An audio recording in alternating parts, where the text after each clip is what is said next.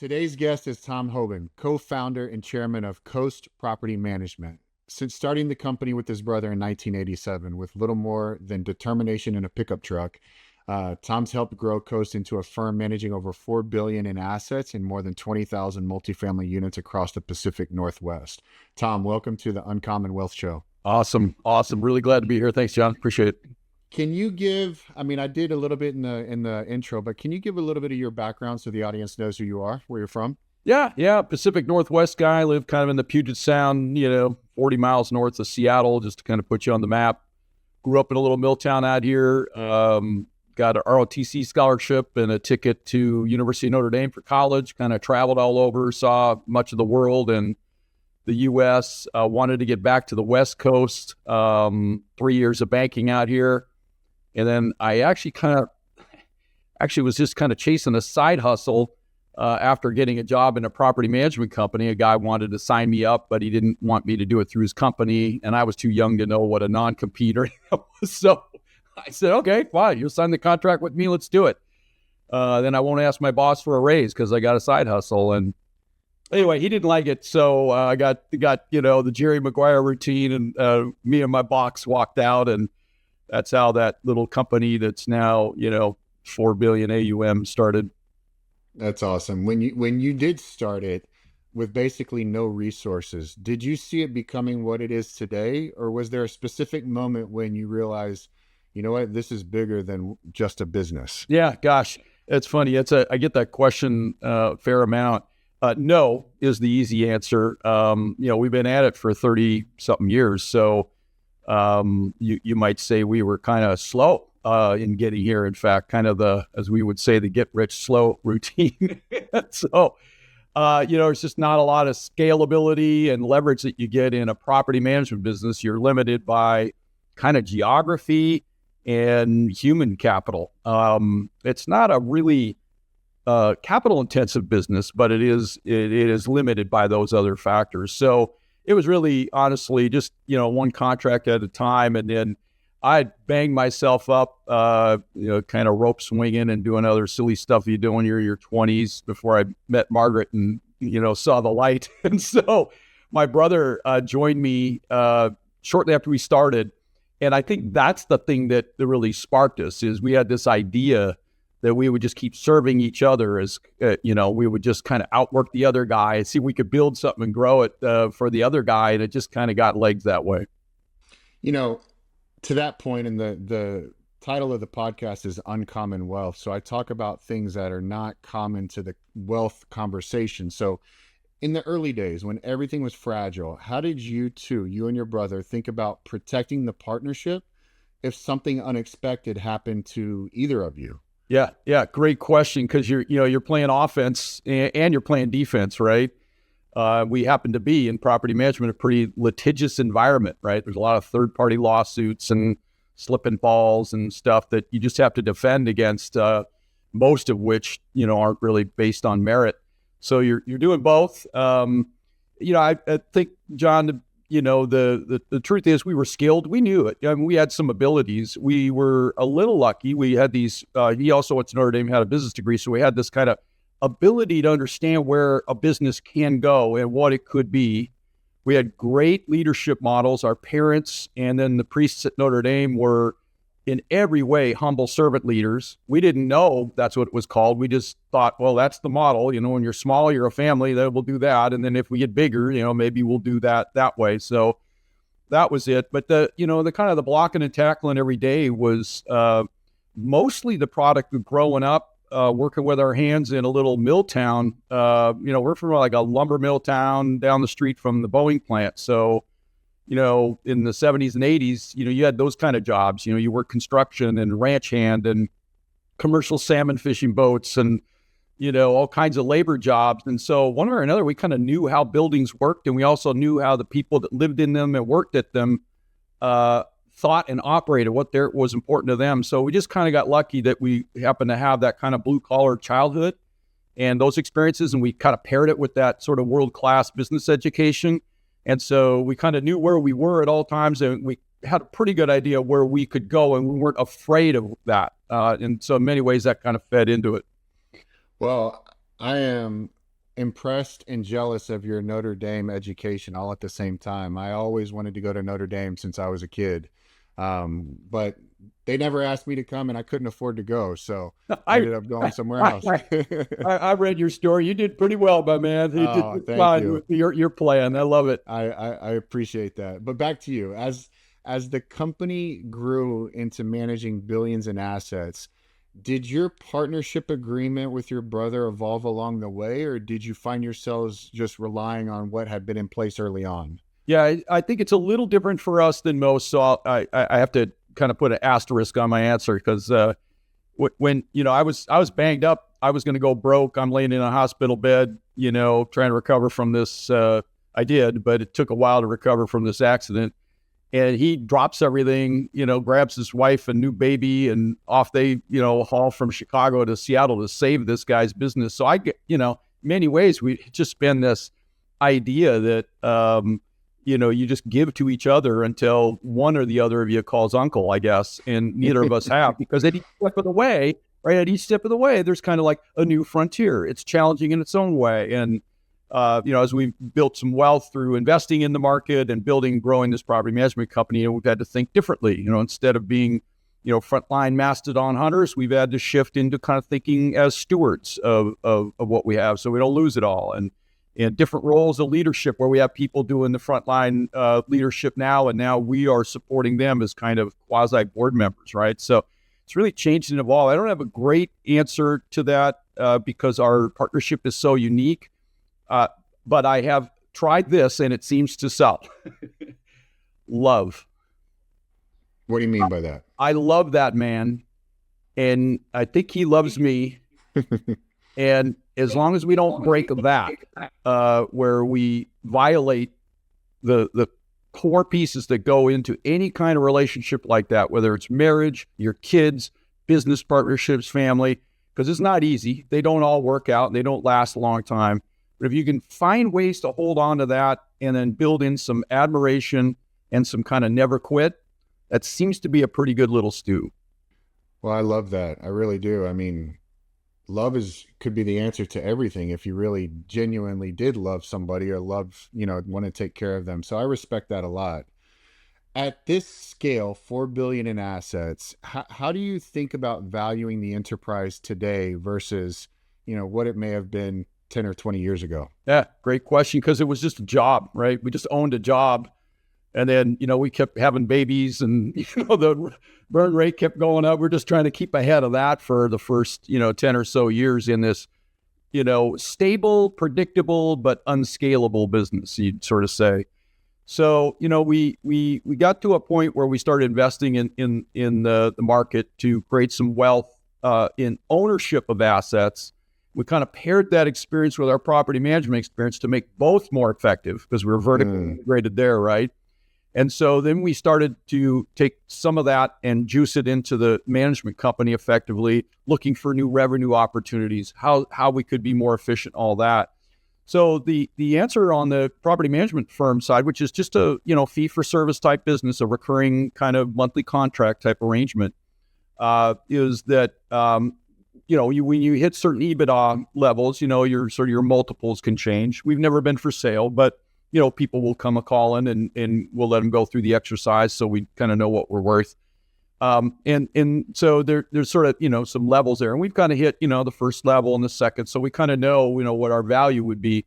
But the big change, and I would share this openly with anybody who's running their own business and had their hands in it, wasn't until we built a legit succession plan in where we could bring in junior partners who could prove they could run the business as well, or has been the case, even better than we did. So we could move out of daily operations.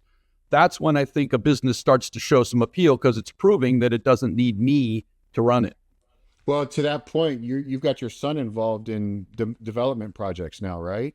Well, yeah. So here you go. Proud kid, all the skills, wants to, do it on his own. So he's out. He's not in our business. Okay. He saw our business and said, I think there's a sleeve over here.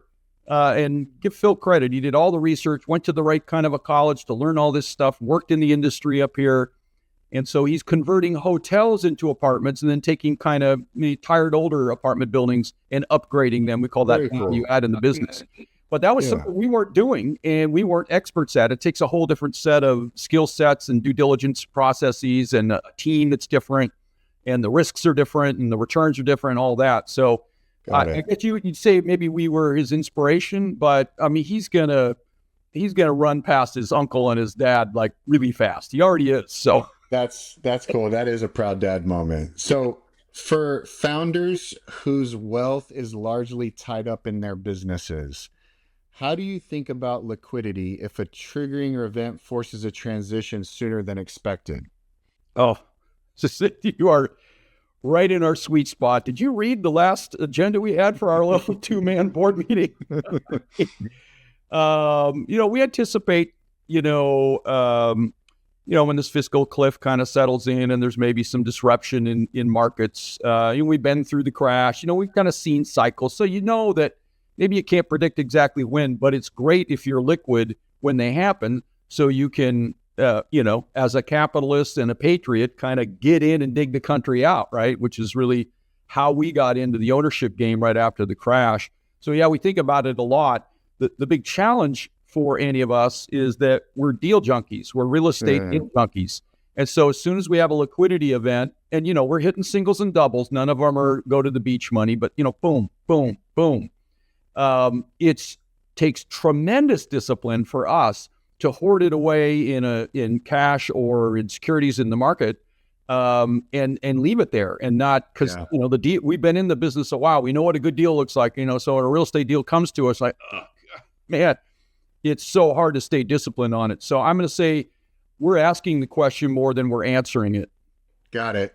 ITR Economics. I don't know if you've heard of them or follow them, but the Brolio brothers, you bet. Yeah, disciples. You got it. So 2030, right? They're talking about the big 2030 event and trying to be as liquid as possible for that opportunity because there will be a tremendous opportunity. Did you guys, on your own deals that you guys own, did that interest rate environment stress you guys when interest rates spiked in 2022?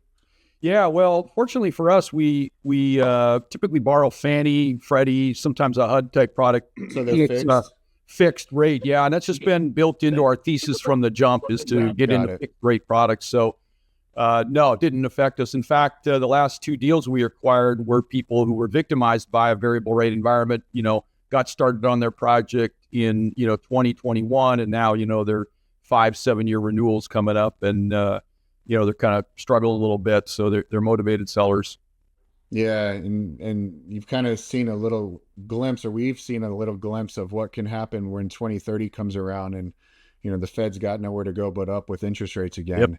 Yep. But I digress. In a long-standing family business, have you seen situation where founders, not necessarily yours, but in concept, assume things are structured properly, but later discover the documents didn't match today's reality? Yeah.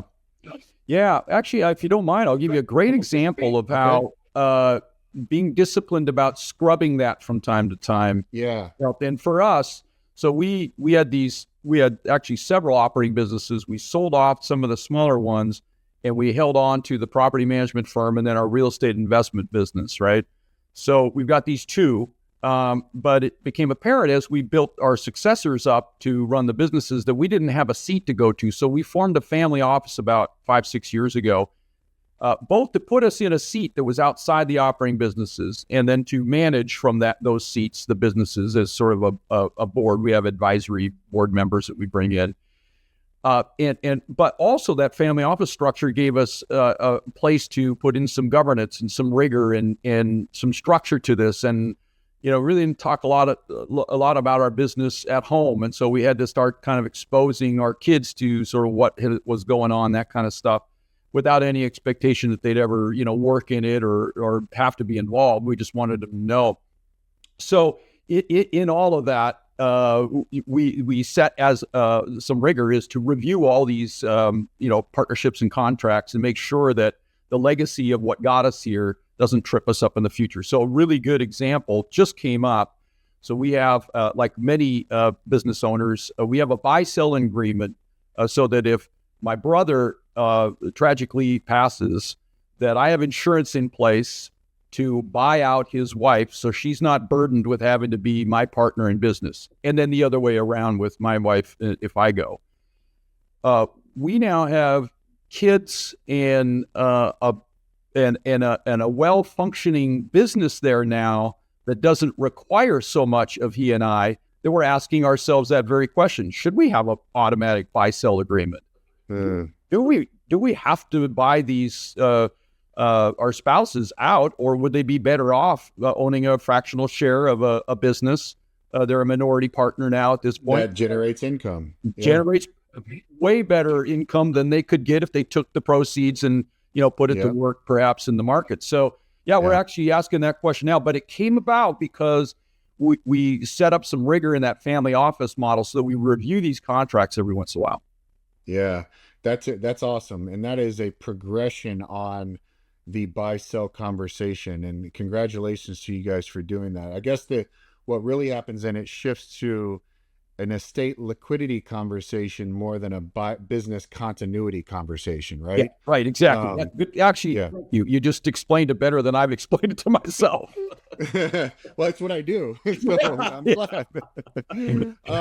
After navigating multiple real estate cycles, what's changed most in how you think about risk management personally, not just operationally? Yeah. Wow. Well, you become, more risk averse as you build the wealth. You just don't want to lose it. So you're definitely focused on that. I think it's changed how we think about our business partners with a lot of scrutiny on who we give the keys to, and to help them to not abandon them entirely. All right, you earned it. Here's the keys. I'm going to the beach.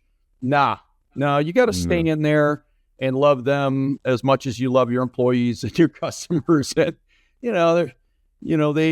and that's fun too for them. They want somebody to high five when it goes well, and somebody to kind of pick them up when they get their fanny kicked, right? So it's changed a little bit of that. We started thinking that we were going to, be able to, retire, but really when you own 80-90% of a business, even your junior partners still depend on you and depend on knowing that you're okay and you're okay with them. So we've changed I guess I would call that a risk. It might be more of an operational issue, but it helps reduce the risk of going off track too quickly or missing something that perhaps our experience would help with.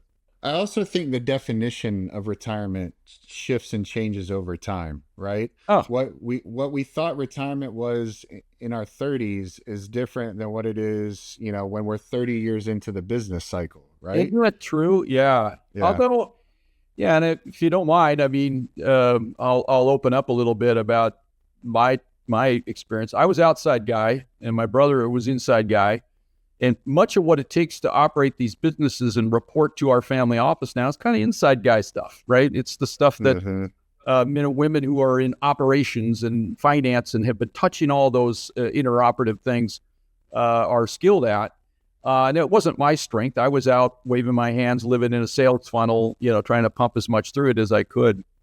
When we retired me, they were able to backfill that piece first. And while it's it's hard to do, hard to figure out how to solve that problem. But once you do, then I could step out kind of almost entirely. But my brain had been wired so hard into that sales funnel and how to think about myself in the world. And every move I made, I had no idea, that I almost kind of started to physically break down. Right at the time, I thought, well, I'm retired, so here we go. And so I did a little bit of work, got some professional help, and I started looking in. And it turns out that folks like me, I was probably made as what they call a provider protector, but I probably have sort of a pejorative would be a hero complex or some of these things. But there's some of us are just wired to hunt the mastodon or, protect the tribe or, look over the hill and figure out where the threat's coming from.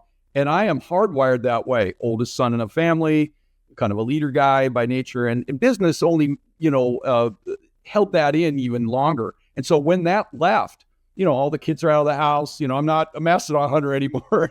I literally didn't know what to do. So with some good advice and help, we bought a farm so that I could, Conquer the farm. and and build and grow and do some things like that around there. And fortunately, I grew the beard so that I wouldn't get called back into the mastodon hunting world, although I still get called in just enough. I've been doing this now for 25 years. In the first part of my career, I was helping people in retirement go into retirement as a financial advisor. I call myself a recovering financial advisor now, but I was doing stocks, bonds, mutual funds, the full setup. And I can't tell you how many times in the first 10 years of me being in that business, I saw a guy that was a mastodon hunter, like you said, and whatever his career was, whatever his industry was, he would retire. And I can't tell you, probably at least on two hands, the number of guys, I'm talking males, that their minds deteriorated, their bodies deteriorated. Some of them actually passed away, right? Because they changed, they lost that drive and that focus on what they were doing. And so that's why I think that our definition, of retirement has changed. I was at a 70-year-old birthday party on Saturday for my father-in-law. 70 years old, owns his own company. He has no desire to slow down. Yeah. Like he loves what he's doing. And so I just think we're in a different, world, I guess, from what our parents and grandparents' definition of retirement was, right? And maybe that's because I feel like there's maybe more entrepreneurs now than there were back then. There were a lot of pensioners when our grandparents were there, but now we're self-employed individuals. I don't know, maybe it's just my impression. No, I think you're right on. I thought a lot about this stuff going through my own little journey, and where I grew up, you had to retire at 65 because your body couldn't go anymore. You were working in a sawmill or, doing something with your body and just kind of wore you out. You physically couldn't do the work anymore. Yeah. And now we live a lot longer. And, I happen to have mostly kind of a desk and an indoor job that didn't beat me up too bad. And if I took care of myself in my spare time, I was going to be probably in pretty good shape. But that hard wiring to go and do is in there. Actually, the great blessing, John, our investment business is it connects me to about 150, 200 active LPs that invest alongside of us in our real estate deals. And we actually have a big chunk of them because of the Notre Dame connection that are former pro athletes. Some of them are household names. And they have been super helpful for me as I watched them go through this transition. And you were an athlete, you know how it is, like it defines you. Yeah. The world sees you that way, right? Yeah, you see you that way. One day, it's then done. one day you get hurt or you're cut and it's over. And now you're trying to find your way. And so in some ways, I was kind of blessed to be around these often, late 20s, 30-something-year-olds who have been through this journey themselves. And then I joined a peer group here a couple of years ago with people who've had kind of big liquidity events. And some of them, had their event in their 30s and 40s. And I've watched them do the other thing that I don't think we want to do, which is to go right from hardwire, go hard, one speed, get it done, and then boom, big liquidity event. And then they jump right in and start something else. Oh, yeah, I see that all the time. You kind of gotta buy a farm. You gotta kind of chill out a little bit and then find your sweet spot is sort of my advice. I had a client, in fact, he did a podcast not too long ago. We mitigated about $8 million in taxes. He sold one of his businesses, and with those tax mitigation that he saved, 70% of it went into fund and finance his new deal that he's doing, just rolling right to the next deal. I'm like, bro, you got to give yourself a chance. Like taste the champagne a little bit. You just worked hard and had an exit. He's like, no, man, I'm going to the next one. I'm like, okay. Well, one way to do it for some of us, and this is how I've done it, is instead of thinking about, we basically just set aside some capital to come in as an LP, call us an LP with benefits, right? So we will invest where we see another kind of young GP, guy or gal like us, could use a little wisdom around them. It's in a real estate related industry where we got a lot of network and value, and so, we kind of come in as sort of an advisor alongside of them, invest some capital in there so we all care about each other. And then really just kind of walk the journey with these GPs so that I don't have the loan guarantee risk and the liability risk and all that. but I'm in the game and kind of almost in it in a way that I should be, where I'm moving from frontline warrior to kind of more, the chief, right? I got it. Come into the teepee and ask me for advice, and then you go out and you get blood.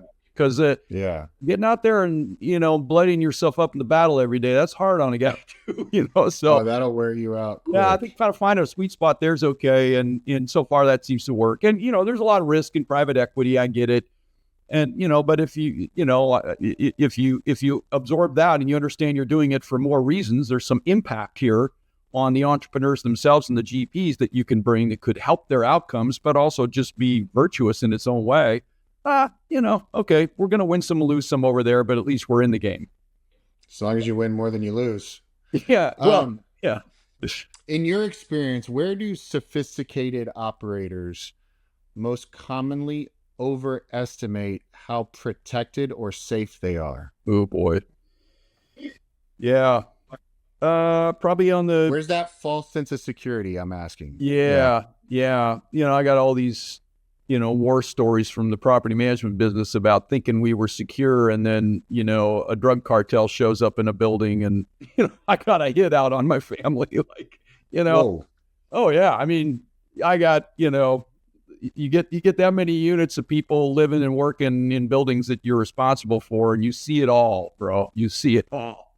Wow. So, I think underestimating the both the amazing human potential that, kind of 90% of us are doing every day, getting up and just kind of trying to do the right thing and take care of ourselves and our family, but underestimating kind of the, I don't want to, overstate it, but, there's 10% of the population out there struggling, and for a whole bunch of reasons. And we either embrace the reality of that and understand, the opportunity. I'm a Catholic Christian guy, so I see all that way. Like, how do I help this poor suffering soul? But I also understand that there's a lot of risk in that. And sometimes the further away I've felt this, and then I lived it, and then I get back in, and then the further away from the lived reality of the people in the buildings that I own and manage I get, the greater my risk. And so I have to be intentional about connecting. Really, if you think about my whole industry, the whole thing teeters on this one transaction. Someone living in an apartment building or an office or retail center that we manage or own, paying rent. That's right. The whole thing. Yep. And the further away I get from their experience, the greater the risk to me. Yeah, that's good. If something unexpected happened tomorrow to you, what would you want absolutely guaranteed for your family and Coast? Oh, we want to, everybody wants some kind of a legacy. I think our financial situation is fine. It's quite, everybody's going to be fine that way. I guess in many ways, I just want to be remembered as a guy that, that got after it, did it right, overcame a few obstacles, was resilient, all the kind of the nice adjectives that we all kind of want for each other. I want those as much as anybody else. I kind of probably earned that. And, hopefully they still like me around. So they also say, and he went too soon. That's awesome. I really like that answer too, by the way. Tom, I genuinely appreciate you taking time out of your busy schedule to share your story and some of the lessons you've learned building Coast over the years. It's conversations like this that are exactly why I created the Uncommon Wealth podcast. I mean, I'd actually enjoy continuing the discussion with you offline sometime. There are a few things you mentioned around growth and long-term planning that I'd be interested to explore further. But for now, thank you again for joining Uncommon Wealth. Appreciate it, John. God bless.